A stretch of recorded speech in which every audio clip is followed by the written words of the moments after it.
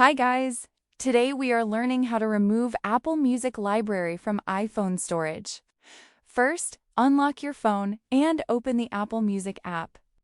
Once the app opens, you will see the main screen with your library, recently played songs, and other music sections. This is where all your downloaded songs are stored. Now, go to the bottom menu and tap on Library. This section contains all your saved and downloaded music. From here, you can access songs, albums, and playlists stored on your iPhone. After that, tap on Songs inside the Library section. Here you will see all the songs that are downloaded or added to your Apple Music library. Scroll through the list and find the songs you want to remove from your device storage. Now, find any downloaded song and tap the three dots next to it. This will open a menu with different options for that song.